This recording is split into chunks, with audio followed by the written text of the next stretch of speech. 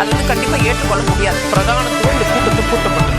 ஏன் இவ்வளவு பெரிய ஒரு கன்ஃபியூஷன்? நான் ரொம்ப சிம்பிளான ஒரு பர்சன். அவருக்கு வேற எந்த விதமான ரைட்ஸும் கிடையாது. புதிய தலைமுறை நேயர்களுக்கு வணக்கம். நேர்பட பேசு நிகழ்ச்சிக்கு உங்களை வரவேற்பதில் மகிழ்ச்சி. அரசியல் அரங்கத்துல ஒவ்வொரு நாளும் பல திருப்பங்களை பார்த்து கொண்டிருக்கிறோம். நடைபெறக்கூடிய நிகழ்வுகள் அப்படித்தான் சொல்கின்றன. அந்த வகையில என்டிஏ கூட்டணியிலிருந்து விலகி இருக்கிறார் முன்னாள் முதலமைச்சர் ஓ பன்னீர்செல்வம். அது ஒரு பேசுபொருள்னா, அவர் அந்த விலகலை அறிவிச்ச அன்றைய நாள் காலையிலும் சரி மாலையிலும் சரி கடந்த 2 நாட்கள்ல 3 முறை அவர் முதலமைச்சர் மு க ஸ்டாலினை சந்தித்திருப்பது அடுத்த கட்ட பேசுபொருளாக மாறி இருக்கிறது. இப்படி ஓபிஎஸ் முதலமைச்சரை சந்தித்திருக்கிறார். அதே போல தேமுதிக பொதுச்செயலர் பிரேமலதா விஜயகாந்த் முதலமைச்சரை சந்தித்து நலம் விசாரித்திருக்கிறார். அதே போல பாமக நிறுவனர் ராமதாசும் தொலைபேசி வாயிலாக தொடர்பு கொண்டு முதலமைச்சர் கிட்ட பேசியிருக்கிறார். உடல்நலம் விசாரிப்பு என்பது ஒரு காரணமாக சொல்லப்படுகிறது. இது ஒரு புறம் இருக்க, மறுபுறம் ஒரு மெகா கூட்டணியை கட்டமைக்க போறோம், அதனால ஒத்த கருத்துடைய கட்சிகள் எல்லாம் கூட்டணியில இணைய வேண்டும் அப்படின்ற அறிவிப்பினை தொடர்ந்து வெளியிட்ட வண்ணம் இருக்கிறார் எதிர்க்கட்சி தலைவர் எடப்பாடி பழனிசாமி. இப்படி முக்கியமான கட்சிகளுடைய காற்று திமுக பக்கம் வீசுகிறது, திமுக பக்கம் திரும்புகிறது. இந்த நிலையில எடப்பாடி பழனிசாமி அவர்கள் தன்னுடைய மெகா கூட்டணியை எப்படி கட்டமைக்க போகிறார் அப்படின்ற முக்கியமான கேள்வி எடுக்கிறது. இந்த அடிப்படையில தான் இன்னைக்கு நம்ம நேர்பட பேசு நிகழ்ச்சியை கட்டமைச்சிருக்கோம். இன்னைக்கு நம்ம அதன் அடிப்படையில் எடுத்துக்கொண்ட தலைப்பு, ஸ்டாலினிடம் நலம் விசாரிக்கும் பன்னீர்செல்வம், பிரேமலதா, ராமதாஸ், மேலும் பலத்தை அதிகரிக்க தயாராகும் ஸ்டாலின், விரியும் திமுக கூட்டணிக்கு எதிராக எப்படி மெகா கூட்டணியை கட்டப்போகிறது அதிமுக அப்படின்ற தலைப்புல விவாதிக்க போறோம். 4 விருந்தினர்கள் என்னோடு இணைகிறார்கள். அறிமுகம் செய்கிறேன். அரசியல் விமர்சகர் திரு செந்தில்வேல் அவர்கள், பத்திரிகையாளர் திரு சுவாமிநாதன் தொலைத்தொடர்பு வாயிலாக இணைந்திருக்கிறார், வலதுசாரி சிந்தனையாளர் திரு நித்யானந்தம், வழக்கறிஞர் திரு சி அக்னீஸ்வரன். 4 விருந்தினர்களுக்கும் வணக்கம். திரு சுவாமிநாதன், நான் உங்ககிட்ட இருந்தே தொடங்குறேன். ஏற்கனவே திமுக கூட்டணி வலுவாக இருக்கிறது, இதுல இன்னும் கட்சிகள் வரும் அப்படின்னு முதலமைச்சர் ஸ்டாலின் சொல்லியிருந்தாரு.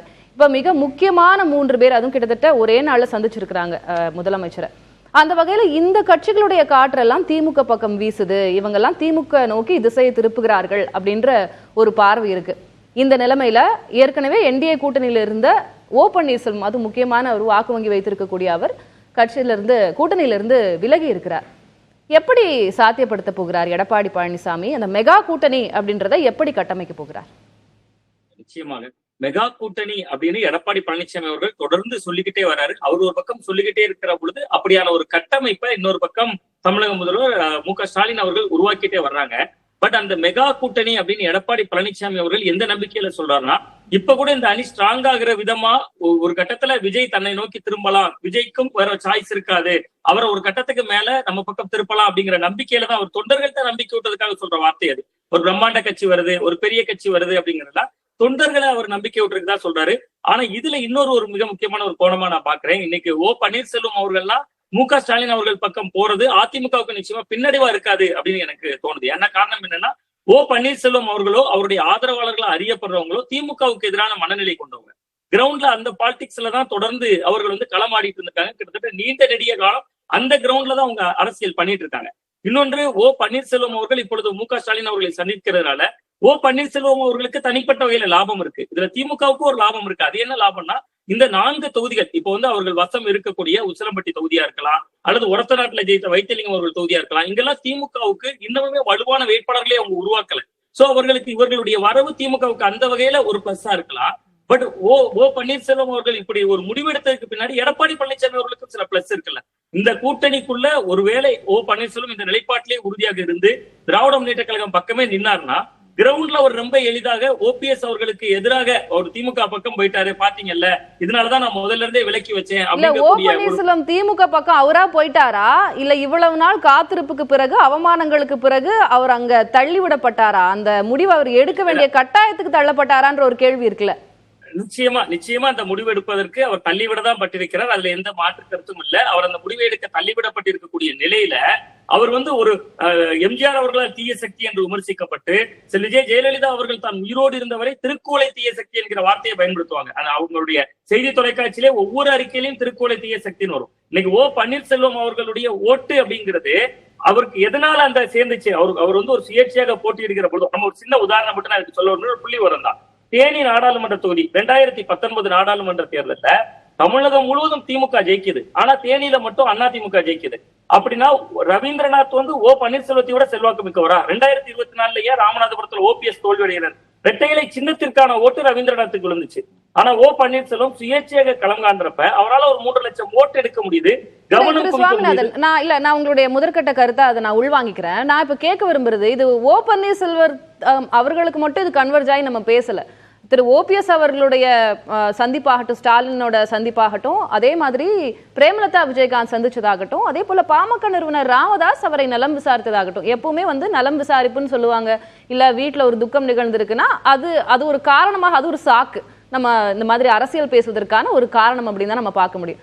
கிட்டத்தட்ட இப்போ இந்த 3 தரப்பும் முதல்வரை சந்திக்கிறாங்க, அந்த பக்கம் சாயறாங்கும் போது நான் கேட்க விரும்புறது என்னன்னா, அதிமுக ஒரு மெகா கூட்டணியை கட்டுறதா சொல்லியிருக்கிறாங்க. இன்னும் கட்சிகள் வருவாங்க, முக்கியமான கட்சிகள்லாம் வருவாங்கன்னு சொல்லி, என்ன கட்சி இருக்கிறது, என்ன முக்கியமான கட்சி அதிமுக வரப்போகிறது, என்ன எப்படி சாத்தியப்படுத்துவார் எடப்பாடின்னு கேட்கிறேன். அது சாத்தியப்படுத்துறதுக்கான வாய்ப்பு ரொம்ப ரொம்ப கம்மி. அவர்கள் விஜயை நம்பலாம். கடைசி ஜனவரிக்கு மேல விஜய் ஏதாவது ஒரு முடிவை எடுப்பாரு, கிரவுண்ட்ல பாப்பாரு, பார்க்கிற பொழுதுதான் களம் தெரியும் அப்படின்னு அதிமுக தரப்பு நம்பலாம். பட் விஜயை பொறுத்தவரை தனித்துதான் நிற்பாரு, அந்த வாய்ப்பும் அவர்களுக்கு இல்ல. சோ அதிமுகவால இன்னைக்கு வலுவான ஒரு கூட்டணியை அமைக்க முடியுமா அப்படிங்கிறது கேள்விக்குறிதான். பட் என்ன கேட்டா ஓபிஎஸ் அந்த பக்கம் நகர்றதா இருக்கலாம். இப்ப தேமுதிக ரொம்ப முக்கியமா நேற்று போய் அவர்கள் முதல்வரை சந்தித்த உடனே மறுநாளே அவர்களுக்கு தமிழகம் முழுவதும் சுற்றுப்பயணத்துக்கு டிஜிபியிடம் இருந்து ஒரு அனுமதி கடிதம் கிடைக்குது. அவங்க தமிழ்நாடு பூரா போறாங்க. அதே மாதிரி பாத்தீங்கன்னா இப்படியான இன்னைக்கு தேமுதிகவோட ஓட்டு பெர்சன்டேஜ் என்ன? ஓ பன்னீர்செல்வம் அவர்கள் தனித்து 8 ஆண்டுகள் களத்துல நின்னுட்டாரு. 8 ஆண்டுகள் களத்துல நின்றாரு. இன்னைக்கு நம்ம அதிமுக எதையெல்லாம் எதிராக பிரச்சாரம் செய்யறாங்க, திமுக திராவிட முன்னேற்ற கழகம் எதையெல்லாம் எதிராக பிரச்சாரம் செய்யறாங்க. அதிமுக ஆட்சியில உதய மின் திட்டத்துல கையெழுத்து போட்டாங்க, அதனாலதான் நாங்களால மின் கட்டணத்தை குறைக்க முடியல, ஆண்டுக்கு ஒரு முறை கூட்டுறோம். அப்ப யாரு துணை முதல்வர்? ஓ பன்னீர்செல்வம் அவர்கள். அப்ப திமுகவுக்கு இடையிலே இதன் மூலமா பிரச்சாரம் செய்யறதுக்கான வாய்ப்புகள் கூட அடிப்படைதான் செய்யுது. சோ அதிமுகவால மெகா கூட்டணி அமைத்து விட முடியாது. ஆனா இப்ப இருக்கிற கூட்டணி இதனால் வலுவிழந்து விடாது. இன்னொன்னு மிக முக்கியமான புள்ளி, ஒரே ஒரு புள்ளியை மட்டும் குறிப்பிட விரும்புறேன். அதாவது இன்னைக்கு இவ்வளவு கட்சிகள் உள்ள வர்ற வாய்ப்பு இருந்ததுன்னா, ஏற்கனவே இருக்கிற கட்சிகளுக்கு ஒரு மனக்கசப்பு வரும்ல. ஏற்கனவே அவர்கள் கூடுதல் தொகுதிகள் கேட்கிறாங்க. மதிமுக 12 தொகுதி கேக்குது. கம்யூனிஸ்ட் கட்சி, மார்க்சிஸ்ட் கம்யூனிஸ்ட் கட்சி எங்களுடைய தேர்தல் ஜனநாயக வரலாற்றிலே நாங்க இதுவரைக்கும் 6 தொகுதியில போட்டிட்டது இல்ல, வெறும் 6 தொகுதி. நான் புரிஞ்சுக்கிறேன். இப்ப திமுக கூட்டணி ஏற்கனவே வலுவாக இருக்கிறது, புதுசா கட்சிகள் வந்தா எப்படி அகாமடேட் பண்ணுவாங்கன்றது இன்னைக்கு நம்ம டிபேட் இல்ல. நீங்க சொன்னீங்க ஓபிஎஸ் கூட்டணியில இருந்து வெளியில போனதுனால பெரிய அளவுல ஒண்ணும் அவங்களுக்கு இழப்பில்ல, வலிமை ஒண்ணும் குறைந்து விடாது. அப்ப ஏற்கனவே வலிமையா இருக்காங்களா அதிமுக பாஜக கூட்டணி? இல்ல, அதாவது நமக்கு தேர்தல் ரிசல்ட் நம்ம பார்க்கணும். 10 ஆண்டுகள் ஆட்சி செய்த பிறகும் அதிமுக, பாஜக, பாமக என்கிற அந்த அலைன்ஸ பாத்தீங்கன்னா நீங்க 75 தொகுதிகள் ஜெயிச்சாங்கல்ல. நாடாளுமன்றம் 2019 ஒரு சீட்டு தானே ஜெயிச்சாங்க. நாடாளுமன்றத்துல ஒரே ஒரு சீட்டு ஜெயித்த ஒரு கட்சி 2021 ஒரு 2 ஆண்டுகள்ல 10 ஆண்டு ஆட்சி அதிருப்திக்கு மீறி 75 சீட்டு ஜெயிக்க முடியுது இல்ல. அங்க பாமக மட்டும் தான் இருந்தாங்க. தேமுதிக ஏற்கனவே அவங்க கடந்த தேர்தலில் உங்களோட இல்லையே, கடந்த சட்டமன்ற தேர்தலில் இல்ல. அப்ப இந்த தேமுதிக இல்லாத பாமக குறித்து பேசும்போது இன்னும் இலையே விரிக்க பந்தியே போடல, இலையில ஓட்ட அப்படின்ற அந்த கருத்துக்கள்லாம் வருது. அதை கடந்து போறாங்க. பாமக இன்னும் கூட்டணியில இருக்கா, என்டிஏல இருக்கா, அதிமுகவோட அவங்க இணக்கமா தான் இருக்காங்களா, அதெல்லாம் எதுவுமே தெளிவு பிறக்கலையே. ஒரு பக்கம் ராமதாஸ் நலம் விசாரிச்சுட்டு இருக்காரு ஸ்டாலினை. நிச்சயமா அங்க அந்த கட்சி இப்ப பிளவுபட்டு இருக்கு. அது அந்த கட்சியினுடைய ஒரு பலவீனம் தான். அதே நேரத்துல நம்ம இன்னொரு விஷயம் ஒரு குறியீடா பார்க்கணும். தேர்தல் ஆணையம் கட்சியினுடைய முகவரி என்று போட்டு இருக்கக்கூடிய பதிவுல நீங்க பாத்தீங்கன்னா அன்புமணி ராமதாஸ் அவர்களுடைய முகவரியை தான் அந்த தெருவை தான் போட்டிருக்காங்க. அப்ப மேல இருக்கக்கூடிய அந்த ஆட்சி, பாஜகவினுடைய ஆட்சி அவர்களுக்கு இருக்கிறதுனால, அது ராமதாஸ் அவர்களுடைய வயது, இதையெல்லாம் நம்ம பார்க்கணும். அந்த கட்சி ஒருவேளை பிளவுபட்டு ராமதாஸ் அவர்கள் தலைமையில திமுக ஒரு அணி போனாலும் அன்புமணிக்கு மாற்று சாய்ஸ் இந்த பக்கமா தானே இருக்க முடியும். நிர்வாகிகள் பெரும்பாலானவங்க இன்னைக்கு அன்புமணி பக்கம் தானே இருக்காங்க. சோ எடப்பாடி பழனிசாமி நிச்சயமா ஒரு வலுவான கூட்டணியை கட்டமைக்க முடியாது, அதுல எனக்கு சந்தேகமே கிடையாது. அப்படி அமைத்தால் அது அதிமுக, பாஜக, பாமகவினுடைய அன்புமணி அவர்களுடைய அணி என்கிற அளவுல. இதுபோல் கிருஷ்ணசாமி போன்றவர்கள் உள்ள வரலாம். கிருஷ்ணசாமியுமே கூட அவர் ஒட்டப்பிடாரம் தொகுதியில வலுவா இருக்கக்கூடியவரே ஆட்சி திருப்பி பேசலாம். திரு சுவாமிநாதன், எஸ், நான் முதற்கட்ட பார்வை எடுத்துக்கிறேன். திருமிகு செந்தில்வேல், திமுக கூட்டணியை பொறுத்த வரைக்கும் அவங்க ஃபெவிகால் போட்ட மாதிரி யாரும் பிரியற மாதிரி தெரியல. ஒரு பக்கம் ரொம்ப ஸ்ட்ராங்கா இருக்காங்க. திமுகக்கு இன்னும் ஒரு சில கட்சிகள் வருவது போல நமக்கு சமிக்கை தெரிகிறது. ஒரு பக்கம் ஏற்கனவே வலுவா இருக்கிற திமுக கூட்டணி இன்னும் வலுவடைந்து கொண்டே போகிறது. இப்போ மெகா கூட்டணியை கட்ட போறதா சொல்ற எடப்பாடி பழனிசாமி, என்டிஏ கூட்டணியில இருக்கிறவங்களும் இப்போ பிரிஞ்சுட்டு போறாங்க. இந்த காட்சிகளை பாக்குறோம். திரு சுவாமிநாதன் அவர்கள் சொல்வது ஓபிஎஸ் போனதுனால ஒன்றும் பெரிய நட்டமெல்லாம் ஒன்றும் இல்லை, ஆனா மெகா கூட்டணியை எடப்பாடி பழனிசாமி அவர்களால் கட்ட முடியாது. என்ன சூழல் இருக்கிறதா நீங்க பாக்குறீங்க? இபிஎஸ்க்கான வாய்ப்பு என்ன? அன்பு தம்பி சுவாமிநாதன் ரொம்ப கிளவராக அவருக்கு தெரியும், டேட்டாஸ் நல்லா தெரியும், ரொம்ப கவனமாக அரசியலை கையாளக்கூடிய ஒரு ஊடகவியலாளர். ஆனால் ரொம்ப கிளவராக சில விஷயங்களை மறைத்து விட்டு சென்றதாகத்தான் நான் சந்தேகிக்கிறேன் அன்பு தம்பியின் மீது. என்ன அப்படின்னு கேட்டிங்கன்னா, 2019 ரவீந்திரநாத் வெற்றி பெற்றார்னு சொல்கிறாங்க. அது ஓபிஎஸ்னுடைய செல்வாக்கு என்று கருதினால் ஏன் ஓபிஎஸ் 2024 வெற்றி பெறவில்லை? அப்போ ரெட்டலை தான் அங்கே வேல்யூ அப்படின்னு ஒரு வாதம் வைத்தார். ரைட்டா? ரெட்டலை தான் வேல்யூ அப்படின்னு எடுத்துக்கிட்டிங்கன்னா அதே ரெட்டலை 2024 தேர்தலில் வெற்றி பெற்றுக்கணும்ல. ரெட்டலை தானே வேல்யூ. ரெட்டலை அங்கே வெற்றி பெற்றுச்சா 2024? ஏன் வெற்றி பெறல? 2000 வரேன் சாமிநாதன் வரேன். நீங்க ரெட்டலையில நின்றதை எதோட கம்பேர் பண்றாரு? ரெட்டலையில நின்று ஓபி ரவீந்திரநாத் வெற்றி பெற்று விட்டார். ஆனால் ஓபிஎஸ் வெற்றி பெற முடியலையே அப்படின்னு ரெட்டலைக்கு ஒரு வேல்யூ கொடுக்குறாரு. 24 அவர் இரட்டையில அவர் சொன்னது 2019 தேர்தல் ஒப்பிட்டு சொன்னார். 2024 ஓபிஎஸ் பலாப்பழ சின்னத்தில் நின்னார். நிறைய ஓபிஎஸ்கள் நின்னாங்க. எஸ், நிறைய ஓபிஎஸ் நின்னாங்க. பலாப்பழத்துல சின்னத்துல நின்று அவர் வாங்கின ஓட்டு எவ்வளவு தெரியுமா? 3,42,882 ஓட்டு. 30% மேல 31% அவர் வாங்கின ஓட்டு. ரெட்டலைக்கு வேல்யூன்னு தம்பி சொன்னார்ல, அதே ரெட்டலை அங்க வாங்கின ஓட்டு எவ்வளவு தெரியுமா? வெறும் 99,780. 1 லட்சம் ஓட்ட கூட நெருங்க முடியல. ஏன்? இப்ப ராமநாதபுரத்துல அவருக்கு தேனி கூட இல்ல, ராமநாதபுரத்துல போய் நிக்கிறார். ராமநாதபுரத்துல நின்று 2வது இடத்துக்கு வராரு. சரி, இதே அப்படியே நீங்க வந்து 2010 இதுக்கே புரிஞ்சு பாருங்க. 2019க்கும் 2024க்கும் சொன்னார்ல, 2019லயே 2வது இடம் யாரு வந்தாங்க? இவங்க அதிமுக வந்துச்சு. 2வது இடம் டிடி தினகரன் வந்தாரு. அவர் என்ன ரெட்டலையா போட்டிட்டாரு? அப்ப ரெட்டலைங்கிறது இருக்குல்ல, அது மட்டும்தான். அதனாலதான் வந்து ஓபி ரவீந்திரநாத் வெற்றி பெற்றார் அப்படிங்கிற வாதம் ஏற்புடைய வாதம் இல்ல. பலாப்பழ சின்னத்தில் நின்று அவர் அவ்வளவு வாக்கு வாங்கியிருக்கிறார். ரெட்டலை ஓபிஎஸ் தனிப்பட்ட செல்வாக்கு என்பதுதான் ஃபேக்ட், நிதர்சனம் ஒண்ணு.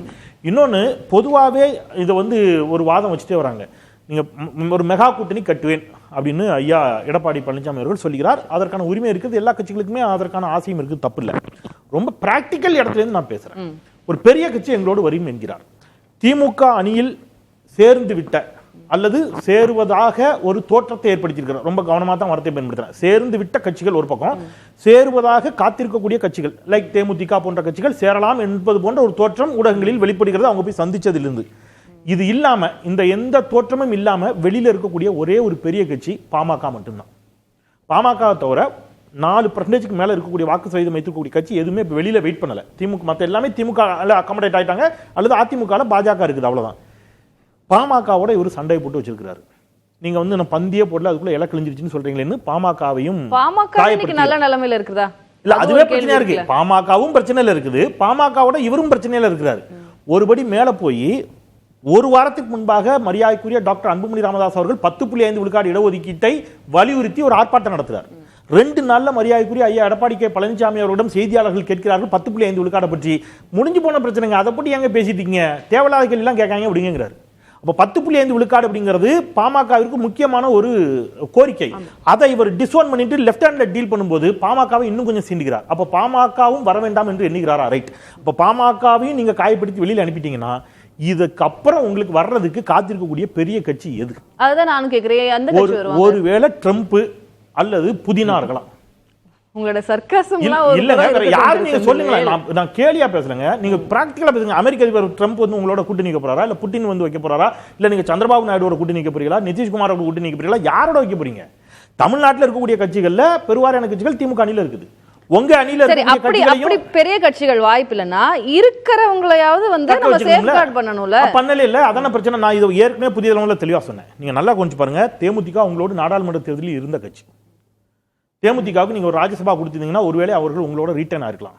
நீங்க என்னெல்லாம் சொன்னீங்க, எடப்பாடி கே பழனிசாமி அவர்கள் எப்படி தேமுதிக உங்களோட இருப்பாங்க? நீங்க கொடுத்த வாக்குறுதி என்ன? ஒரு ராஜ்யசபா தருவேன் என்று வாக்குறுதி கொடுத்தீர்கள் என்று மரியாதைக்குரிய சகோதரி பிரேமலதா விஜயகாந்த் அவர்களும் திரு சுதீஷ் அவர்களும் சொல்லுகின்ற பொழுது அப்படி எந்த வாக்குறுதியும் நாங்கள் கொடுக்கலன்னு நீங்க ஆணித்தரமா சத்தியம் பண்ணீங்க மீடியால. அதன் பிறகு அவர் ஒரு கட்டத்தில் எக்ஸ்ட்ரீமா போய் எங்களிடம் ஆதாரம் இருக்கிறது, தேவைப்பட்டால் நாங்கள் அந்த ஆதாரத்தையும் வெளியிடுவோம் என்று சுதீஷ் சொன்ன பிறகு நாங்க சொன்னோம் உண்மைதான், ஆனா இந்த தேர்தலில் சொல்லல அப்படின்னு சொன்னீங்க. எப்படி இப்படி மாற்றி பேச முடியும் ஒரு கூட்டணியில? அப்ப எப்படி அவங்க இருப்பாங்க? சோ நீங்க தொடர்ச்சி அவரு ஸ்டாலின் நலம் விசாரிக்க சென்றதுனால அவங்க அந்த பக்கம் சாஞ்சிட்டாங்க, நம்ம எடுத்துக்க முடியாது. ஆனா காயப்பட்டிருக்காங்க. ஆனா காயப்பட்டிருக்காங்கங்கற. அதனால தான் போய் நலம் விசாரிக்க பார்க்க போறாங்கங்கிறது ஒண்ணுங்க. ஆனால் காயப்பட்டிருக்கிறாங்களா இல்லையா? இப்போ நீங்க ஓபிஎஸ் போனது ஏன் செய்தி? அதுக்கு முன்னாடி சீமான் போனார்ல, ஏன் எதுவும் டிபேட் ஆகல? ஏன் செய்தி ஆகல? ஏன்னா சீமான் அடுத்த நாளே திமுக விமர்சிப்பாரு. ஒன்று. இன்னொன்று, சீமான் ஒரு சண்டையை போட்டுட்டாங்க போல, யாரோ ஒரு கூட்டணியில இருந்து பிரிஞ்செல்லாம் போல. நீங்க அதற்கு முன்பும் பின்பும் நடந்த நிகழ்வுகள் தான் இதை பேசுபொருளாக்கின்றன. அதுக்கு முன்பு நடந்தது என்னது? தேசிய ஜனநாயக கூட்டணியிலிருந்து நான் வெளியேறுகிறேன் என்று சொல்லிட்டு ஒன்றிய அரசு கல்விக்கான நிதியை தர மறுக்கிறது என்று ஒன்றிய அரசுக்கு ஒரு கண்டனத்தை கொடுத்துட்டு விமர்சனத்தை வச்சுட்டு திமுக தலைவரை போய் பார்க்கிறார், தமிழ்நாடு முதலமைச்சரை போய் பார்க்கிறார். அதுதான் அங்க பேசு பொருளாக இருக்கிறது. இதுல தேமுதிக இங்க வராம போனதுக்கான இவங்க எல்லாம் பொதுவா விவாதங்கள்ல ஒரு வாதத்தை வைக்கிறாங்க பர்சன்டேஜ் அடிப்படையில். நான் 2 முக்கியமான பர்சன்டேஜ் மட்டும் சுருக்கமாக சொல்லிடுறேன். நீங்கள் 2000 தமிழ்நாட்டோட அரசியல் எவ்வளவு உன்னிப்பாக கவனிக்கப்படுது, அதை அரசியல் கட்சிகளும் கவனிக்கிறார்கள். எடப்பாடி பழனிசாமி கவனிக்க தவறுகிறாங்கிறதுக்காக சொல்றேன். 2014 நாடாளுமன்ற தேர்தல், ரைட், அனைத்து இந்திய அண்ணா திராவிட முன்னேற்ற கழகம் பெற்ற வாக்கு சதவீதம் 44.9%, கிட்டத்தட்ட 45%. அந்த தேர்தலில் திராவிட முன்னேற்ற கழகம் கூட்டணியாக பெற்ற வாக்கே 27 விழுக்காடு தான் திமுக. அப்ப கிட்டத்தட்ட 20 விழுக்காட்டிற்கும் நீங்க 45 விழுக்காடு, நாங்க 27 விழுக்காடு கணக்கு பண்ணீங்க. எவ்வளவு வித்தியாசம் இருக்கிறது அப்படிங்கறத இந்த கூட்டணி கணக்கு பண்ணி. இது நாடாளுமன்ற தேர்தல். ஆனால் இது அப்படியே மாறுது. 2019 தேர்தல் 5 ஆண்டுகளில் 53 விழுக்காட்டுக்கு போது திமுக, அதிமுக 30 விழுக்காட்டுக்கு வருது. இந்த 23 விழுக்காடு அப்படியே அங்க மாறுது. காரணம் 2019 அதிமுக பாஜக கூட்டணி அமைத்தது. அதான் பிரதான சிக்கல். 2014 அதிமுக பாஜக கூட கூட்டணி வைக்கவில்லை என்பது மட்டுமல்ல, மோடியா லேடியா என்று மேடம் ஜெயலலிதா கேட்டாங்க. அப்போ ஆன்டி பிஜேபி ஓட்டு சாலிடா எங்க போகுது? அதிமுக போகுது. 2019 ஆன்டி பிஜேபி ஓட்டு சாலிடா டிஎம்கேக்கு வருது. இதே தான் 2024 நடந்துச்சு. 2024 கம்பேரிட்டிவ்லி கொஞ்சம் பெட்டரா அதிமுக ஓட்டு வாங்குச்சு. நான் மட்டும் சொல்லல, இதை துக்ளக்கே சொல்லியிருக்கு. ஏன்னா பாஜகவை கலட்டி விட்டதுனால அதிமுக சற்றே பெட்டரா பெர்ஃபார்ம் பண்ணியிருக்காங்க. நாடாளுமன்ற தேர்தல் என்று வருகின்ற பொழுது ஒன்றியத்தில் மோடி ஆட்சி வரக்கூடாது, பாஜக வரக்கூடாது என்பதில் மிக உறுதியாக இருக்கக்கூடிய தமிழக மக்கள் தான் சட்டமன்ற தேர்தல் என்று வருகின்ற பொழுது இவ்வளவு வித்தியாசம் இருக்காது. அதிமுகவுக்கும் திமுகவுக்கும் எப்படி பார்த்தாலும் 5% தான் வித்தியாசம். அதிமுக வருகின்ற பொழுது 5% தான் வித்தியாசம், திமுக வருகின்ற பொழுது 5% தான் வித்தியாசம். இந்த பர்சன்டேஜ் கணக்கு நான் ஏன் சொன்னேன்னு சொல்றேன் மேடம், ஒரே ஒரு வார்த்தை. இந்த பர்சன்டேஜ் ஏன் அப்படின்னா, ஒன்றியத்திலேயே பாஜக வருவதை விரும்பாத தமிழ்நாடு மக்கள் தமிழ்நாட்டில் அமைச்சரவையில் பாஜக இடம்பெறுவதை ஒருபோதும் விரும்ப மாட்டார்கள். ஆனால் அமித்ஷாவும் பாஜக தலைவர்களும் மீண்டும் மீண்டும் அதை சொல்லுகின்ற பொழுது மக்கள் அதை விரும்ப மாட்டார்கள். அப்படி விரும்பாத மக்கள் அதிமுக பாஜக கூட்டணிக்கு வாக்களிக்க மாட்டார்கள். அந்த கூட்டணியில் இடம்பெறுவதால் தங்களுடைய அரசியல் எதிர்காலமும் கேள்விக்குறியாகும் என்று தேமுதிக போன்ற கட்சிகளுக்கு நன்கு தெரியும். எனவே அவர்கள் அந்த முடிவை நோக்கி பாஜகவோட கூட்டணியில இருக்கிற வரைக்கும் அதிமுக தலைமையிலான என்டிஏ கூட்டணிக்கு கட்சிகள் வர தயங்குவார்கள் அப்படின்றதுதான் திரு செந்தில் அவர்களுடைய பார்வை. இப்படி இருக்கும்போது 3 அணிகள் 3 தரப்பு போய் ஸ்டாலின் பக்கம் சாயிற மாதிரி ஒரு தோற்றம் தெரியுது. இப்படி இருக்கும்போது எப்படி மெகா கூட்டணியை கட்டுவாரு எடப்பாடி பழனிசாமி? என்ன சாத்தியக்கூறுகள் இருக்கு? தமிழ்நாட்டில் மாண்புமிகு முதலமைச்சர் திரு மு.க. ஸ்டாலின் அவர்களை நீங்க சொல்லக்கூடிய தலைவர்கள்லாம் போய் சந்தித்தது, அவங்க உடல்நலை குறைவாக மருத்துவமனையில் சிகிச்சை பெற்று அதற்கு பிறகு வெளியே வந்ததனுடைய அடிப்படை காரணம் அப்படின்னு தான் நான் முழுமையா நம்புகிறேன். எப்பவுமே அப்படிதான் சொல்லுவாங்க, உடல்நலம் சரியில்லை அதனால பார்க்க போனோம், அவங்க வீட்டுல கல்யாணம் அதனால அதுக்கு பார்ட்டிசிபேட் பண்ண போனோம், துக்கம் ஆயிடுச்சு அதனால துக்கம் விசாரிக்க போனோம். ஆனா ஒரு அரசியல் கட்சிகள் இது தலைவர்கள் மீட் பண்றாங்கன்னா எப்பவுமே அதுல அரசியல் இருக்கும். தேர்தல் வரப்போது உங்களுக்கு தெரியாத ஒண்ணு இல்லை.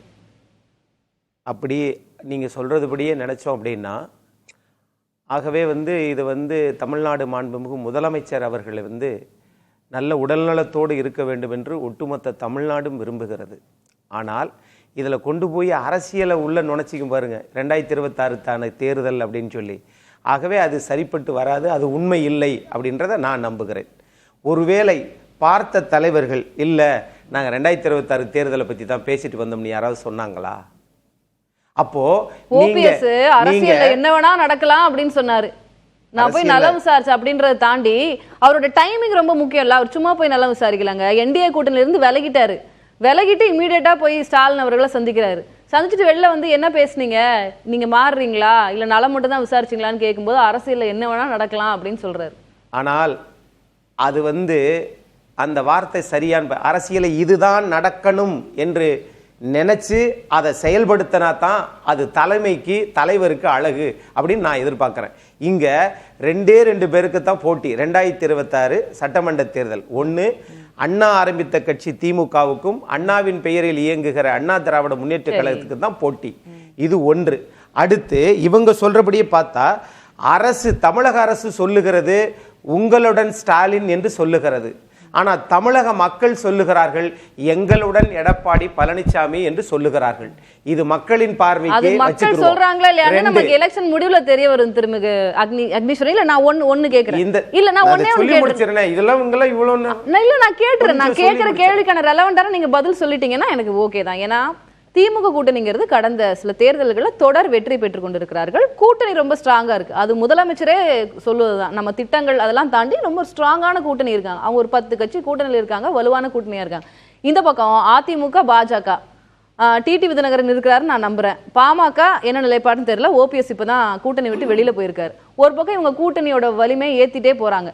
இங்க இப்படியே இருந்தா பரவாயில்ல, இங்க இருந்து கொஞ்சம் கொஞ்சம் குறைஞ்சிட்டே வர மாதிரி ஒரு தோற்றம் இருக்கிறது. அப்போ அந்த மெகா கூட்டணினா என்ன, எந்த கட்சி வரப்போகுது, எந்த கட்சி வர்றதுக்கான வாய்ப்பு இருக்கு, அப்படி உடைச்சு பேசுங்களா? உடைச்சு பேசுவதற்கு நான் ஒன்றும் அரசியலில் அப்படி பதவிகள்லாம் இருந்தவன்ல. நான் சாதாரண அரசியல் பேசுகின்றவன். இப்போ சொத்து சுகம் சேர்ந்திருந்தா சொந்த பந்தம் தானா வரும்னுவாங்க. ஆளுகிற கட்சியாக இருந்தீங்கன்னா இதெல்லாம் தன்னால் வரும், இதெல்லாம் நடக்கும். என்னென்ன உள்ள நடக்கக்கூடிய பேரங்கள் எல்லாம் நடக்கும் என்பது எல்லாருக்குமே தெரியும். ஆனால் இங்கே நீங்கள் என்ன சொல்கிறீங்கன்னா இப்படி பலவீனம் ஆயிடுச்சே, இந்த சைடு வந்து ஃபெவிகால் போட்டு வச்சு ஒட்டினது மாதிரி ஒரு அரசியல் கட்சி ஃபெவிகால் போட்டு ஒட்டுகிற அளவுக்கு அதனுடைய தனித்தன்மையை, ஜனநாயகத்தின் மீது நம்பிக்கை இல்லாமல் இருப்பதை அந்த கூட்டணி தான் சொல்றேன். அந்த கூட்டணி தான் நான் சொல்றேன். இப்ப நான் அடுத்து வர்றேன். இப்ப நீங்க சொல்றீங்களா எல்லாங்க ஹவுஸ்ஃபுல் போட்டுட்டாங்க, தொடர்ந்து வெற்றியை பெறாங்க, இவ்வளவு அரசியல் கட்சியெல்லாம் போய் பார்க்கறாங்க திமுகவை, என்னங்க நீங்க மெகா கூட்டணி சொல்லிட்டு இருக்கீங்க? நான் கேட்கிறேன், எல்லாரும் போய் பார்க்கறாங்க, எதுக்கு? திமுக வெற்றி பெறணும் என்ற நோக்கம்தான். அது எதற்கு? நாட்டு மக்களுக்கு நல்லது செய்யணும் என்கிற நோக்கம்தான். நாட்டு மக்களுக்கு நல்லது நீங்க செஞ்சிருக்கிறீங்களா? உங்கள் திட்டங்களால், உங்கள் செயல்களால்? அது மாதிரி திரு எடப்பாடி பழனிசாமி அவர்கள் செய்த சாதனைகளில் ஒன்றாவது நீங்கள் செய்திருக்கீங்க? அது வேற கான்செப்ட் திரு அக்னி. அரசியல் நடத்துறதே அதுக்கு தானே மேடம். நம்ம கூட்டணி கணக்கு, நம்ம வந்து அரசியல் தேர்தல் வாக்கு கணக்கு பேசிட்டு இருக்கோம். அததான் சொல்றேன். 1825 நாளும் அரசியல் மட்டுமே பண்ணி கொண்டிருந்தால் நீங்கள் மக்களுக்கு நன்மை செய்திருந்து விலகிவிட்டு வெறும் அரசியல் மட்டும்தான் திமுக பண்ணிக்கிட்டு இருக்கு அப்படின்னு சொல்றேன். இன்னொரு விஷயம் சொல்றேன், அரசியல் பண்ணுவாங்க, ஆனால் ஆட்சியாளர்கள் ஆட்சி பண்ண மாட்டாங்க. அரசியல்வாதிகள் அரசியல் பண்ணுவாங்க, ஆட்சியாளர்கள் ஆட்சி பண்ண மாட்டாங்க. அவங்களும் அரசியல் தான் பண்ணுவாங்க. டிவேட் பண்ணாதீங்க. நான் கேட்ட கேள்விக்கு நீங்க கேட்ட கேள்வி அதானே, நான் அத தான் சொல்றேன். எந்த கட்சி வருவாங்கன்னு கேக்குறேன் சார். நான் அதிமுக பாஜக கூட்டணிக்கு எந்த கட்சிகள் வருவதற்கான வாய்ப்பு இருக்குன்னு கேக்குறேன். நீங்க அது மட்டும் இல்ல, நீங்க எந்த கட்சி வர வேண்டும் என்று, நீங்க எந்த கட்சி அதிமுகவிலிருந்து 3 முறை முதலமைச்சரானாரோ அவரே அன்றைக்கு காலையில் நடைபயணத்தின் போது சந்திக்கிறார். அன்னைக்கு சாயந்தரம் 1 மணி நேரம் பேசுறாரு. அப்புறம் அடுத்த கட்சிகள் போகுது. கேட்டா என்ன சொல்றீங்க? அது உடல் நலம் விசாரிக்குதுன்றீங்க. இப்ப பாருங்க, எல்லாரும் அங்கதான் போறாங்கன்னு அவங்களையும் கணக்கு சேர்த்து பாருங்க. துக்கம், அதாவது சாதாரண நீங்க சொன்னீங்க துக்கத்துக்கோ நல்லதுக்கோ விசாரிக்க போனா அவங்க கூட்டணிக்காக போறாங்கன்றது அந்த பார்வை தப்பு இல்லையா? ஒரு தார்மீகமா ஒரு கேள்வி. 3 முறை அதிமுக முன்னாள் முதலமைச்சர், இப்ப வந்து அவர் அதிமுக காரரா தெரிகிறாரு, முன்னாள் முதலமைச்சரா தெரிகிறாரு. அதிமுக கரவேட்டி கட்டக்கூடாது, அதிமுக கொடிய கார்ல வைக்க கூடாது. அது உள்கட்சி விவகாரம். இப்ப நம்ம கூட்டணி பத்தி பேசிட்டு இருக்கோம்.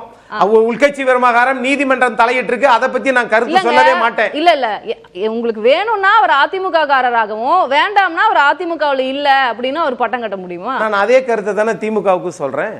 உங்களுக்கு வேணும்னா வேங்கை வயலுக்கு எதிராக தீர்ப்பு சொல்லுவீங்க, உங்களுக்கு வேணும்னா இல்ல நீங்க கூட்டணி வைக்கிறதே எதுக்கு? இந்த நாட்டு மக்களுக்கு எல்லாத்துக்கும் நன்மை செய்வது தானே. ஒரு நன்மையை சொல்லுங்கன்றேன் நானு. அதை உங்களால சொல்ல முடியலையே. அப்ப நீங்க முழுக்க அரசியல் மட்டும்தான் செஞ்சுக்கிட்டு இருக்காங்கன்னு தெரியுது. இன்னொன்னு, எல்லா பேருமே எல்லா கட்சியும் அதிமுகவை தவிர, திமுகவில் தமிழ்நாட்டில் வருத்தத்தோட பதிவு செய்யறேன், அதிமுகவை தவிர திமுகவுடன் தமிழ்நாட்டில் எல்லா கட்சிகளும் சேர வேண்டும் என்பதுதான் திமுகவுடைய நோக்கம். அப்படின்னா திமுக காரங்களுக்கு அவங்க சீட்டு கொடுப்பாங்களோ இல்லையோ தெரியல, கூட்டணி கட்சிகளுக்கே கொடுத்துருவாங்க. ஆக திமுக ஜனநாயகத்திலிருந்து அதுவே தடம் புரண்டு. Listen to me. திமுகவுக்கு நீங்க வந்து இப்ப சர்டிபிகேட் கொடுக்குற ஆட்சி எப்படி இருக்கு அது இல்ல, நம்ம தலைப்பு அது இல்ல சார். அதிமுக எப்படி மெகா கூட்டணியை கட்ட போகுது, யார் வருவாங்க, எந்த கட்சி வருவாங்க, நான் 4 வாட்டி கேட்டேன். அது நீங்க வரவே மாட்டேன்றீங்க, பாயிண்ட்லயே வர மாட்டேன்றீங்க. ரைட். அதிமுகவுடன் மெகா கூட்டணி எப்படி கட்டமைக்க போறாங்க அப்படின்னு சொன்னா, நீங்க இப்படி தான் சொல்லிட்டு இருந்தீங்க. அதிமுக தனித்து விடப்பட்டதுன்னு சொன்னீங்க. பாஜக சேர்ந்தவுடன் உங்களுக்கு வயிற்றுல புளிய கரைச்சிருச்சு. அடுத்த கட்ட நடவடிக்கை என்ன சொல்றீங்க? திரு ஓபிஎஸ் கொண்டு வந்து இங்க சேர்த்துட்டோம்னா அதுல பாதி அதிமுக நமக்கு வந்துடும் அப்படின்றீங்க. ஆனால் மரியாதைக்குரிய சுவாமிநாதன் அவர்கள் சொன்ன கருத்து சரியான கருத்தை தான் சொல்லியிருக்கிறாரு.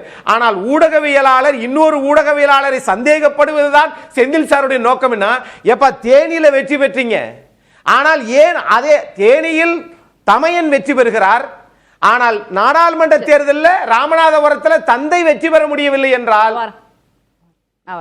திரு நித்யானந்த், பாஜக கூட்டணியோடு இருக்கிற வரைக்கும் அதிமுக கூட என்டிஏ கூட்டணி அலையன்ஸுக்கு மற்ற கட்சிகள் வர்றதுக்கு விரும்ப மாட்டாங்க, அவங்களுக்குள்ள ஒரு தயக்கம் இருக்குது.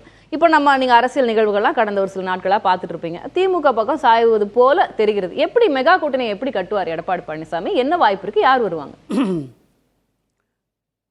நேர்பட பேசும் நேயர்களுக்கு என்னுடைய வணக்கத்தை தெரிவித்துக் கொள்கிறேன். பிரதமர் மோடி அவர்கள் கோபாலபுரத்திற்கு சென்று கலைஞரை சந்தித்தார். அவர் உடல்நிலை சரியில்லாத பொழுது, நீங்கள் என்னோடு டெல்லிக்கு வந்து விடுங்கள், உங்களை நான் நன்றாக பார்த்து கொள்கிறேன் என்று சொல்லியும் அழைப்பு கொடுத்தார். ஆனால் கூட்டணி அமையவில்லையே. கூட்டணி அமைந்ததா? அதுதான் நோக்கமா? அப்போது மோடி கலைஞரை பார்த்து உடல்நலம் விசாரித்தால் அதில் கூட்டணியும் அமையாது, அரசியல் நோக்கமும் இல்லை என்று ஏற்றுக்கொள்கின்ற நீங்கள், பன்னீர்செல்வமோ பாமகவோ வேறு கட்சியோ போய் முதலமைச்சரை பார்த்த உடனே அதில் வந்து அரசியல் கூட்டணி என்று ஒரு கதையை கட்டமைத்து விடுவார் சார். மோடி வந்து கலைஞர் அவர்களை பார்க்கறது வேற, ஒரு என்டிஏ கூட்டணியில இருந்து சுயமரியாதை முக்கியம்னு பிரிஞ்சு வந்தவங்க பார்க்கறது வேற. இன்னும் எந்த நிலைப்பாடு எடுக்காம கட்சிகள் இருக்கிற கட்சிகள் அவங்க முதலமைச்சர் மோடி என்டிஏல இருந்து தான் போனார், இவங்களும் என்டிஏல இருந்து தான் போனாங்க.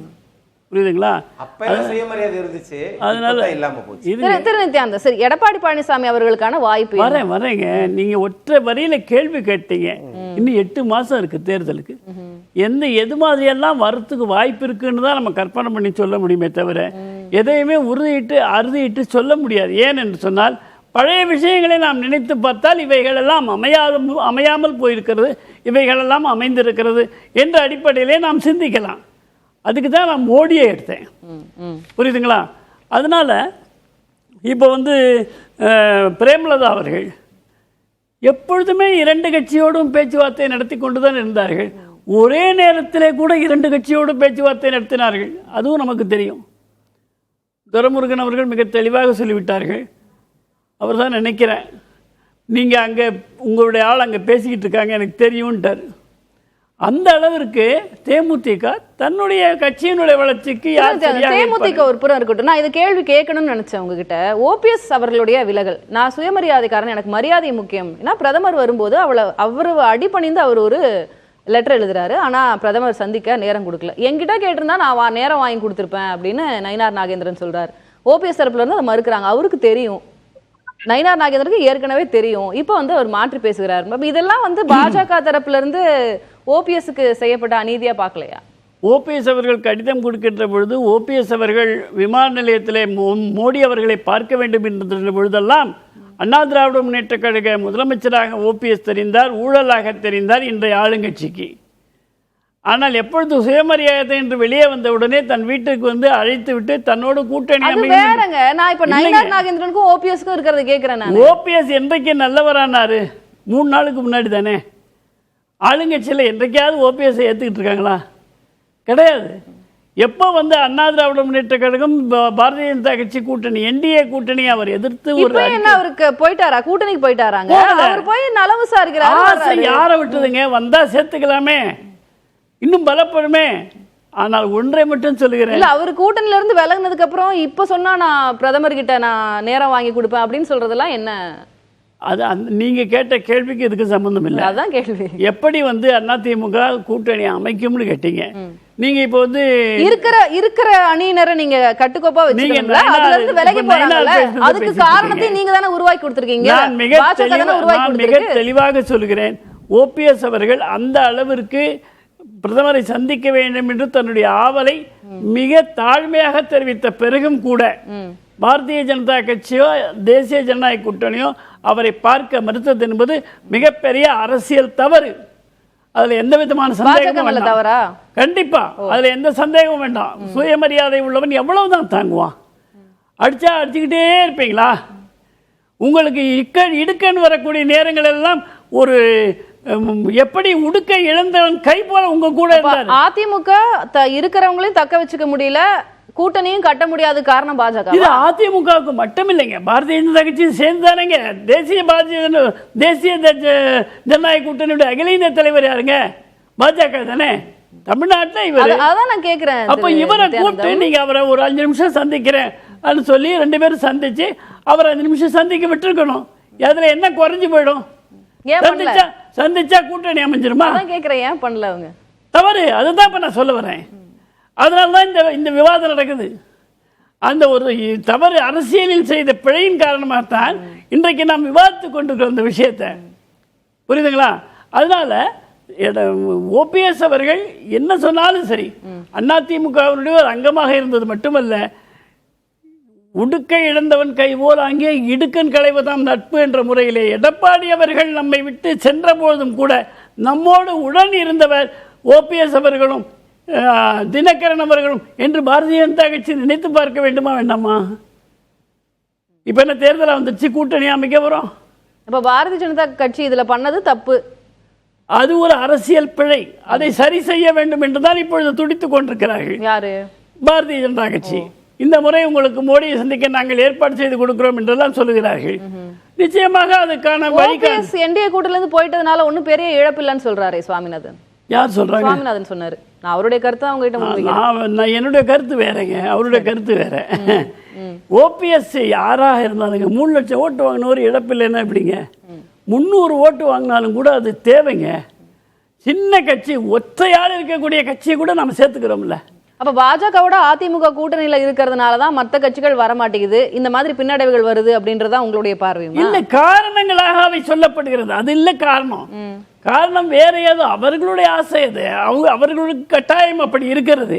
அந்த கட்டாயத்திலே தேர்தல் வருகின்ற வரையிலே இருப்பார்கள். எங்கே இவரு நம்ம பண்ருட்டி ராமச்சந்திரன் என்டிஏவுடன் கூட்டணி இல்லைன்னு சொல்லிட்டார். எப்போ சீச்சி இந்த பழம் புளிக்கும் என்று ஆனவன் தானே சொன்னாரு. அவ்வளோ நாள் அவங்க கூட தானே கேட்டுக்கிட்டு இருந்தாங்க, பார்த்துக்கிட்டு இருந்தாங்க. கிடைக்காதுங்கிற போது சீச்சி இந்த பழம் புளிக்கும்னு தான் அவங்க பேசினாங்க. அதனால் அவங்களும் தப்பு பண்ணிட்டாங்க. கொஞ்சம் பொறுமையாக இன்னும் இருந்திருக்கலான்னு நான் சொல்ல முடியாது. ஏன்னா அதிகமான பொறுமையை காமிச்சிருக்காங்க. அதை நான் ஒரு நியாயமான முறையில் ஏற்றுக்கொள்ளத்தான் வேண்டும். எனவே ஸ்டாலினை சந்தித்தார்கள். இருந்தாலும் நம்மோடு இருந்தவர்கள், நம்முடைய கஷ்ட காலத்தில் நம்மோடு கூட இருந்தவர்கள், துன்பப்படும் போது அருகிலே இருந்தவர்கள் என்று நினைத்து ஒரு சிலர் பாஜகவில் முக்கிய இடத்துல இருக்கிறார்கள். அவர்கள் பேசுவார்கள். அப்படி பேசாமல் இவர்கள் விட்டதுக்கான பாரதிய ஜனதா கட்சி என்டிஏ கொடுக்கக்கூடிய விலை என்னவாக இருக்கும் என்று சொன்னால் 2 சீட்டு கூடுதலாக இருக்கும். பிஃபோர் கோயிங் டு பிரேக், பாஜக கிட்ட இருந்து பிரிந்து வந்தாதான் எடப்பாடி பழனிசாமியால அதிமுக கூட்டணியால மெகா கூட்டணி இருக்கு. அதை பத்தி அதெல்லாம் யாருமே கிடையாது. விஜய் கூட அந்த வார்த்தையை மறந்துடுவார். நான் சொல்றேன் உங்களுக்கு. அதெல்லாம் எடப்பாடி சொல்லாதுதாங்க. எடப்பாடி அடுத்த தேர்தல் வரைக்கும் கூட கதவு சாத்திட்டோம், நாங்கள் பாஜக கதவை திறந்தே வைத்திருக்கிறோம் இறுதி வரை சொன்னாங்க. ஆனால் இப்ப எப்படி சேர்ந்தாங்க? அரசியல்ல அதெல்லாம் இன்னைக்கு சொல்லிட்டாங்க, நாளைக்கு இல்ல அப்படி சொல்ல முடியாதுங்க. எடப்பாடி பழனிசாமி அவர்கள் சொல்லவில்லை. திரு செந்தில்வேல், இந்த அரசியல் சூழல் அப்படின்றது திரு சுவாமிநாதன் ஒத்துக்கிட்டாலும் ஒத்துக்கலனாலும் என்டிஏ கூட்டணியிலிருந்து திரு பன்னீர்செல்வம் அவர்கள் விலகினது இட்ஸ் மேஜர் மூவ். அது ஒரு பெரிய மூவ் தான். அதை ஸ்டாலின் இந்த சூழலை பயன்படுத்திக்கிறாரா? இது திமுகவோட ஒரு ராஜதந்திரம், அவர் இந்த சூழலை பயன்படுத்தி இன்னும் பலவீனப்படுத்த பாக்குறாரு அப்படின்னு ஒரு இல்லைங்க. ஸ்டாலின் பயன்படுத்திக் கொள்கிறாரா அப்படின்னா ஸ்டாலின் தேடி போயிருக்கணும். ஸ்டாலின் தேடி போகல. நடைபயிற்சியின் பொழுது இவ்வளவு நாள் இல்லாமல் திரு ஓபிஎஸ் அவர்கள் நடைபயிற்சி போகின்ற பூங்காவில் ஸ்டாலின் நடைபயிற்சி போய் அவரை பார்க்கல. ஸ்டாலின் அவர்கள் நடைபயிற்சி போகின்ற பூங்காவில் ஓபிஎஸ் என்ன செய்றார்? அன்னைக்கு திடீர்னு ஸ்டாலின் எப்பொழுதுமே ரெகுலராக நடைபயிற்சி போறவர், இவர் அன்னைக்கு திடீர்னு அங்க நடைபயிற்சி தெரியாது இல்ல. சிஎம் ஒருத்தரை கூப்பிட்டு அனுப்பணும் அப்படின்னா எப்படி வர வைக்கணும்ன்றது அவருக்கு தெரியும். எனக்கு இல்ல, இதுல நிறைய சந்தேகங்கள், ஒவ்வொருத்தருக்கும் ஒரு பார்வை இருக்கலாம். பட் எனக்கு தெரிந்த பார்வை, எனக்கு கிடைத்த தகவல் சொல்றேன். திரு ஓபிஎஸ் அவர்கள் இப்ப ஸ்டாலின் ராஜதந்திரத்தோடு மோடியிடம் பேசி, ஸ்டாலின் ராஜதந்திரத்தோடு நயினார் நாகேந்திரனிடம் பேசி, ஸ்டாலின் ராஜதந்திரத்தோடு எடப்பாடி பழனிசாமியிடம் பேசி எப்படியாவது ஓபிஎஸ் அவமானப்படுத்தி வெளியில் அனுப்பிடுங்க, நான் அப்புறம் பிடிச்சுக்கிறேன்னு சொன்னாரா? யாருங்க அவமானப்படுத்தினா? அவமானப்படுத்துறாரு. நான் அதான் கேக்குறேன் திரு. இங்க ஒரு வீக்னஸ் இருக்கு. அவர் ஒரு மோசமான நிலைமையில அவர் தள்ளப்பட்டிருக்காரு. அதை பயன்படுத்திட்டாரா திமுக தலைவர்ன்றதா கேள்வி. ஒருத்தர் வர்றாரு, யார் வந்தாலும் எதிரியாக இருந்தாலும் நினைச்சலாம், வரவேற்கலாம், அதுல தப்பு இல்ல. இன்னொன்னு அண்ணா திமுக அவர் அழகா சொன்னார் அக்னி, அண்ணா தோற்றுவித்த இயக்கம் திராவிட முன்னேற்ற கழகம், அண்ணாவின் பெயரிலேயே தோன்றிய இயக்கம் அண்ணா திராவிட முன்னேற்ற கழகம். திமுகவுக்கும் அண்ணா திமுகவுக்கும் கொள்கை அடிப்படையில் பெரிய வேறுபாடுலாம் கிடையாது, நடைமுறை சித்தாந்த ரீதியாக பெரிய வேறுபாடுகள். இப்ப கம்யூனிஸ்டுக்கும் பாஜகவுக்கும் பாரதூர வேறுபாடுகள் இருக்குது, கம்யூனிஸ்டுக்கும் இவங்களுக்கும் காங்கிரஸுக்கும் பாஜகவுக்கும் பாரதூர வேறுபாடுகள் இருக்கு, அப்படிலாம் இங்க இல்ல. ஸோ அதனால போய் சந்திக்கிறது ஒரு பெரும் பாவம்லாம் இல்லை. இப்போ சகோதரர்கள் பேசுகின்ற பொழுது சொன்னார்கள், திடீரென்று ஓபிஎஸ் நல்லவராகி விட்டாரா? அவர் இன்னும் திமுக இணையல, அல்லது திமுக கூட்டணியில கூட இணையல. சாண்டேட் போய் பார்த்துட்டு வந்திருக்கிறார். எப்படி நல்லவரானார் அப்படின்னு கேட்டா, எப்படி நல்லவரானார்னா, 10,000 கோடி ரூபாய் ஊழல் வழக்கை அஜித் பவார் மீது சுமத்தி அஜித் பவாருக்கு ரைடு மேல ரைடை விட்டு அஜித் பவார் உங்க கூட்டணியில் சேர்ந்தவொடனே எப்போது நல்லவரானாரோ அப்போது ஓபிஎஸும் நல்லவராகி விட்டார். ஃபெரா கேஸ்ல டிடி தினகரனை பிடிச்சி திகார் சிறையில் போட்டுட்டு அப்புறம் அவர் உங்க கூட்டணியில் வந்த உடனே அந்த கேஸே இல்லாம ஆக்கிட்டீங்களா? இப்போ அவர் என்ன செய்யறாரு? இப்போ பாஜக கூட்டணியில் பாதுகாப்பா இருக்காரு. டிடிவி தினகரன் எப்பொழுது நல்லவரானாரோ அப்பொழுது ஓபிஎஸும் நல்லவராகி விட்டார். சசிகலா அம்மையார் அவர்களை பதவியேற்க விடாமல் தடுத்து அவரை வேகமாக அந்த வழக்கை எடுத்து நடத்தி அவரை பெங்களூர் சிறைக்கு அனுப்பிவிட்டு, அதே சசிகலா அம்மையார் சாக்கடை ஜலமாக இருந்தாலும் பரவாயில்லை என்று நீங்கள் சொன்னீர்கள் அல்லவா? சசிகலா அம்மையார் எப்பொழுது உங்களுக்கு தேவை நீங்க நினைச்ச, அதாவது நீங்க அதெல்லாம் செய்கின்ற பொழுது ஒரே வார்த்தை, நீங்க செய்கின்ற பொழுது அதெல்லாம் ராஜதந்திரம், மற்றவங்க செஞ்சா அது என்னது? அது வந்து ஐயோ இப்படி செய்யலாமா அப்படி செய்யலாமா? இதுக்கு மட்டும் பதில். மிக சாதாரணமான விஷயம். அரசியல்ல இது புது இதில் 8 மந்திரி அதிமுக ஊழல் பட்டியலை கொண்டு போய் கவர்னர்கிட்ட கொடுத்தவர் இன்றைய முதலமைச்சர். அதனால என்னைக்கோ அவர் வாஷிங் மிஷின் வாங்கிட்டார், அண்ணாமலையும் கொடுத்தார். ஆமா, அங்க ஒரு அஜித் பவார்னாக்க இங்க வந்து 8 மந்திரிகள் இன்னும் இருந்துகிட்டு இருக்காங்க அதிமுக. அப்ப திமுகவில் அந்த திறமை உள்ளவர்கள் இல்லைன்னு அவர் ஏத்துக்கணும், இல்லைன்னா அதிமுகவில் உள்ளவங்களை கொடுக்கணும். 2 விஷயம். நீங்க இன்னைக்கு பாஜக ஆளக்கூடிய பெருவாரியான மாநிலங்கள்ல இருக்கக்கூடிய முதலமைச்சர்கள் பல பேர் வேற கட்சியிலேருந்து வந்தவங்க, காங்கிரஸ்லேருந்து வந்தவங்க. மோடிக்கு திறமையில்லை என்று நண்பர் நித்யானந்தம் ஒத்துக்கொண்டால் சரி, அது அல்ல பிரச்சனை. பாஜக செய்வது என்பது வழக்குகளை காட்டி மிரட்டுவது என்பது ஒரு பார்வை. இங்க திமுக அதை செய்யல. ஒன்று. இன்னொன்று, நீங்க அஜித் பவார் சேர்ந்த பிறகு அந்த வழக்கை முடித்து வைத்து விட்டீர்கள். அதனால கேட்கிறோம். இன்னைக்கு கேட்கிறாருல, நான் என்ன கேட்கிறேன், யார் இதெல்லாம் செஞ்சது? இன்னைக்கு நாங்க வந்து இந்த பிரச்சனை எங்க ஸ்டார்ட் ஆச்சுன்னு சொல்றேன் மேடம், தயவுசெய்து. அது ஒரு ரொம்ப முக்கியமான விஷயம். நீங்க தான் அம்மையார் ஜெயலலிதா இறந்த பிறகு அதிமுக முதலமைச்சர் யார் என்பதை தீர்மானிக்கக்கூடிய பொறுப்பும் கடமையும் அதிமுக தொண்டர்களுக்கு இருக்கு. அவங்க முடிவு பண்ணிருப்பாங்க. ஆனா நீங்க உள்ள வந்தீங்க, பாஜக உள்ள வந்துச்சு, சசிகலா இருக்கக்கூடாதுன்னு முடிவு பண்ணீங்க, ஓபிஎஸ் வந்து தூண்டி விட்டீங்க. ஓபிஎஸ் போய் தியானம் இருந்தார். அதன் பிறகு சண்டை வருகின்ற பொழுது ரெட்டலை சின்னத்தை முடக்குனீங்க. டிடி தினகரன் ஒரு பக்கம், இந்த பக்கம் ஒண்ணு. அதுக்கப்புறம் உங்களுக்கு தேவை என்று வருகின்ற பொழுது அதே ஓபிஎஸ்ஸையும் அதே எடப்பாடி பழனிசாமியும் கைப்பிடித்து சேர்த்து வைத்தீர்கள். அப்போ ஓபிஎஸ் சொன்ன வார்த்தை என்ன? ஒரு பெரிய மனிதர் சொல்லுகிறார் நரேந்திர மோடி, 2 பேரும் ஒன்னா இருக்குன்னு சொன்னார், நான் சேர்ந்தேன். அன்னைக்கு பெரிய மனிதர் நரேந்திர மோடி 2 பேரையும் சேருங்கன்னு சொன்னீங்கல்ல, இன்னைக்கு ஏன் அதை சொல்லக்கூடாது? இன்னைக்கு அமித்ஷா என்ன சொல்றாரு? ஒரு வார்த்தை, அமித்ஷா என்ன சொல்லிட்டாரு? அது அவர்கள் உட்கட்சி விவகாரம், எனக்கு சம்பந்தம் இல்லைன்னு சொன்ன அன்னைக்கு ஓபிஎஸ் உடைஞ்சிட்டாருங்க, அவரை கை விட்டுட்டீங்க. அவர்களுடைய உட்கட்சி விவகாரம்னா நீங்க அன்னைக்கே தலையிட்டு இருக்க கூடாது இல்ல? நீங்க தான தலையிட்டீங்க, நீங்க தான் பிரிச்சீங்க, நீங்க தான் சேர்த்தீங்க. அப்ப இப்ப என்ன பாஜக அந்த நிலைப்பாடு எடுக்குது?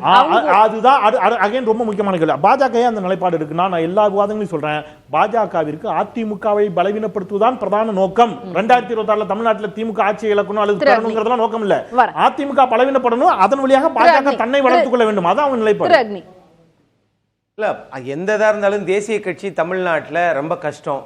தமிழ்நாட்டில் ஒரு குடும்பத்தின் பிடியில் இல்லாம இருக்கிற 2 கட்சிகள், ஒன்று நான் பேசுறது தேர்தல் ஆணையத்தால் அங்கீகரிக்கப்பட்ட கட்சிகள் சொல்றேன், ஒன்று அதிமுக, இன்னொன்னு விடுதலை சிறுத்தைகள் கட்சி. இந்த 2 இயக்கங்களும் தமிழ்நாட்டு மக்களுக்காகவும் தமிழ்நாட்டு உரிமைகளுக்காகவும் இருக்கிற கட்சி அப்படின்றத நான் எப்போதும் நான் நம்புகிறவன். ஒன்று. போகிற போக்கில் நம்ம இவர் சொன்னாரு, என்ன உங்களுக்கு வேற என்ன மெகா கூட்டணி யார் வரணும்?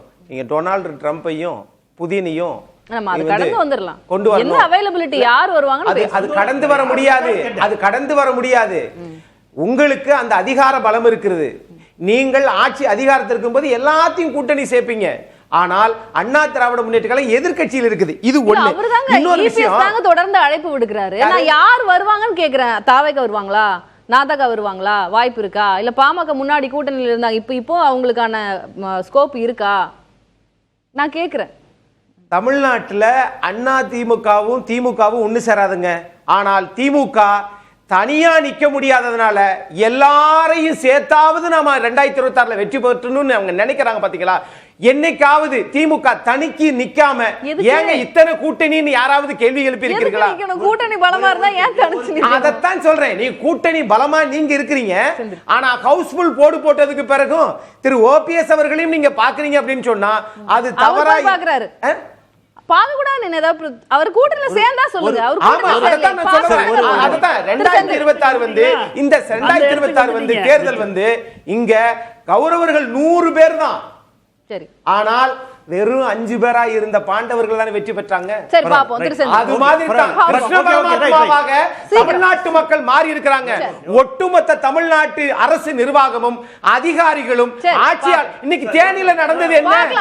இன்னைக்கு தேனியில நடந்தது என்ன? மாவட்ட ஆட்சியர் மாவட்ட கண்காணிப்பாளர் அப்படியே கையை கட்டி நிக்கிறாங்க. ஆட்சியாளர்கள் எப்படி இருக்கிறாங்கன்றத இந்த ஆட்சி அகற்றுவதுக்கு தான் வேலை. அத பத்தி எல்லாம் செந்தில் வேல் சார் பேச மாட்டார், பேசவே மாட்டார். பாண்டவர்களுக்கும் கௌரவர்களுக்குமான சண்டை பற்றி சொன்னார். சண்டைக்கு காரணமே பாண்டவர்கள் தன் மனைவியை வைத்து சூதாடினார்கள். மனைவியை வைத்து சூதாடினார்கள். அந்த தப்பெல்லாம் பேசலாம், விட்டுருங்க.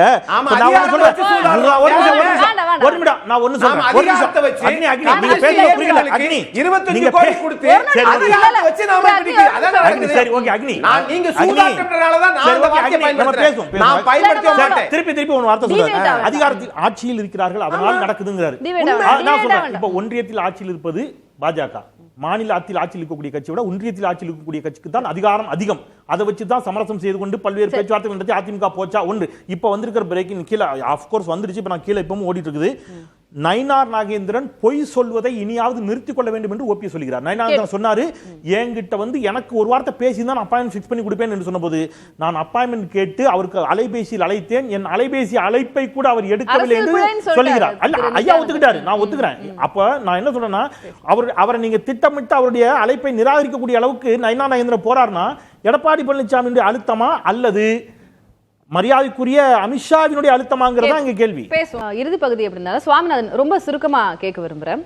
ஓபிஎஸ் அவர்கள் என்டிஏல இருந்து போனது அது ஒன்றும் பெரிய விஷயம் இல்ல, அது ஒரு தாக்கத்தை ஏற்படுத்தாது அப்படின்னு நீங்க சொல்லுங்க. தனிப்பட்ட செல்வாக்கு அப்படின்ற அடிப்படையில அவருக்குன்னு ஒரு வாக்கு வங்கி இருக்கு. திரு செந்தில் அவர்கள் அதற்கான தரவுகள்லாம் கொடுத்தாரு. இப்போ என்டிஏ கூட்டணி, அதிமுக தலைமையிலான கூட்டணி மற்ற கட்சிகளை இணைக்க போகுது, மெகா கூட்டணியை ஃபார்ம் பண்ண போகுது, அதெல்லாம் கஷ்டம் அப்படின்றத தாண்டி இருக்கிறவங்களை தக்க வச்சுக்கவும் அவங்க திணறாங்களா? அந்த ஒரு விஷயம் இருக்குல்ல. இல்ல, நிச்சயமா பாஜகவோட கூட்டணியில சேர்ந்து இருக்கிறதுனால அதிமுகவுக்கு யாரும் வரல அப்படிங்கிறது உண்மைதான். செந்திலனை ஒரு தரவு சொன்னாங்க. நானும் ஒரே ஒரு சின்ன தரவு மட்டும் ஒரு 30 செகண்டுக்குள்ளாடி நான் சொல்லுவேன். நடந்த நாடாளுமன்ற தேர்தலில் வந்து 2024 நாடாளுமன்ற தேர்தலில் ஓபிஎஸ் அவர்கள் எடுத்த ஓட்டு 30.89%. அதை நான் குறைத்தே மதிப்பிடல. 3,42,882 ஓட்டு. அதுல வந்து பாஜகவும் அந்த கூட்டணிக்குள்ள இருந்தாங்க. பாஜக என்கிற கூட்டணியும் இருந்துச்சு. 2019 அதே ராமநாதபுரம் நாடாளுமன்ற தேர்தலில் நயினார் நாகேந்திரன் அவர்கள் எடுத்த ஓட்டு 3,42,821. நயினார் நாகேந்திரனை விட ஓபிஎஸ் எடுத்திருப்பது 61 ஓட்டுகள் கூடுதலா எடுத்திருக்காங்க. இப்ப நம்ம பேசணும், நம்ம வந்து ஒரு 61 ஓட்டுகள். அப்ப ஏற்கனவே பாஜக போட்டியிட்ட தொகுதி அது 2019 நயினார் நாகேந்திரன் சொன்னோம். சின்னத்தை பத்தி பேசுனீங்க சுவாமிநாதன், அதனால சொல்றேன். பாஜக அலையன்ஸ் இன்னைக்கு ஒரு நிமிஷம் இல்ல, மன்னிக்கணும், ஒரே ஒரு சின்ன குறுக்கீடு. இல்ல பாஜக நீங்க பாருங்க, அகைன் நீங்க வந்து ரொம்ப கிளவரா மறைச்சிட்டு போறீங்க. 2019 பாஜகன்னு சொல்லிட்டு போறீங்க. அந்த கூட்டணில அதிமுக இருந்துச்சா இல்லையா? அதிமுக இருந்துச்சு. அதிமுக ஓட்டு தமிழ்நாட்டுல எவ்வளவு? அதிமுக இல்லாம இப்ப 2024 அதிமுக இருந்துச்சா பாஜக? இது பாஜக கூட்டணில இல்ல, நிச்சயமா இல்ல. என்னங்க அதிமுக இல்ல சாமிநாதன், அதிமுக இருந்த அதிமுக பாஜக எல்லாரும் ஓரணியில இருந்து தாமரை சின்னத்தில் நின்று போட்டியிட்ட ஒருவருடைய வாக்கை அதிமுக இல்லாமல் பாஜக கூட்டணியோடு மட்டும் பலாப்பழ சின்னத்துல நின்று பெற்ற ஓட்டோட ஒப்பிடுவது என்ன அநியாயம்? இது ஞாபகமா? ஒரே ஒரு சின்ன தரவு மட்டும். அந்த தொகுதியில ராமநாதபுரம் நாடாளுமன்ற தொகுதியில பிரதமர் மோடியே போட்டியிடுறாரு சொல்லி பாஜக வேலை செய்தாங்க. அதுதான் அங்க வந்து